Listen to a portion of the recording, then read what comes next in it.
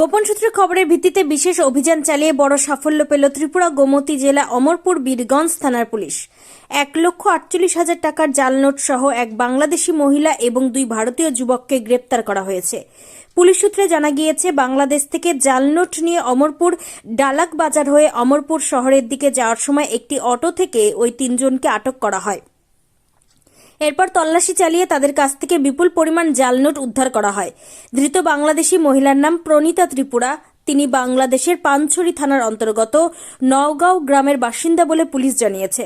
প্রাথমিক তদন্তে জানা গেছে, তিনি সাবলিং ছড়া ভারত বাংলাদেশ আন্তর্জাতিক সীমান্ত অতিক্রম করে জাল নোট নিয়ে ভারতে প্রবেশ করেছিলেন।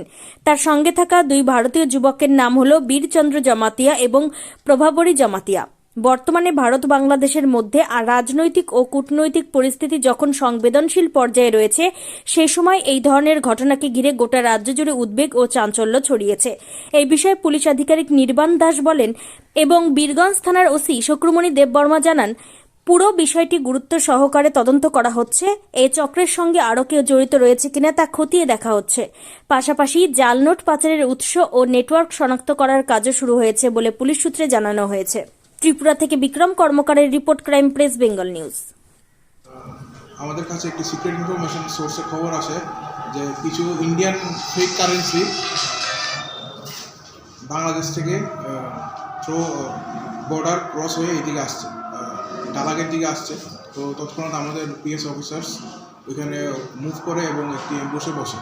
তো একটি অটো গাড়িকে স্পট করা হয় যার নাম্বার TR03C3368। তো ওই অটো গাড়িটিকে ডিটেইন করে তার মধ্যে থেকে 3 জনকে পাওয়া যায়।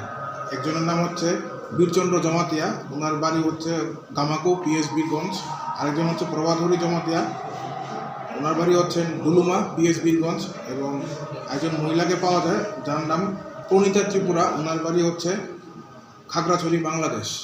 তো তাদের 3 জনের পজিশন থেকে টোটাল 1,48,000 4টা সিরিয়াল নাম্বারের বেশ কিছু 500 রুপিসের ডিনোমিনেশনের currency paper, Indian currency paper recover করা হয়। একটা হচ্ছে 9RK682448, এই সিরিয়াল নাম্বারে 81টা 500 নোটস। 9RK682443, এই সিরিয়াল নাম্বারে 75টা 500 নোটস। 9RK682444, এই সিরিয়াল নাম্বারে 73টা 500 রুপিসের কারেন্সি পেপার। এবং 9RK682442, এই সিরিয়াল নাম্বারে 67টা 500 ইন্ডিয়ান কারেন্সি নোট যেটা আছে সেগুলা রিকভার করা হয়। পরবর্তীকালে এগুলা সিজ করা হয় এবং ইউভি ল্যাম্প দিয়ে আমরা টেস্ট করে দেখি যে সবকটা 500 নোট যেটা রয়েছে সেগুলো ফেক। তারপর আমরা প্রপার ফর্মালিটি ফলো করে একটা কেস রেজিস্টার করি এবং তাদেরকে কোর্টে ফরওয়ার্ড করা হচ্ছে। এবং আমরা পুলিশ রিমান্ডের জন্য আবেদন করেছি মাননীয় আদালতের কাছে, এবং ডিউরিং পুলিশ রিমান্ড আমরা ওদেরকে আরও ক্লোজ ইন্টারোগেশন করব। স্যার, প্রাথমিক ধারণা কি মনে করা হচ্ছে যে জাল নোট নিয়ে ত্রিপুরাতে প্রবেশ করা বাংলাদেশের একজন মহিলা, কি মনে করা হচ্ছে? সেটা হয়তো এখানে ওরা ইউজ করবে এই জাল নোটসগুলা।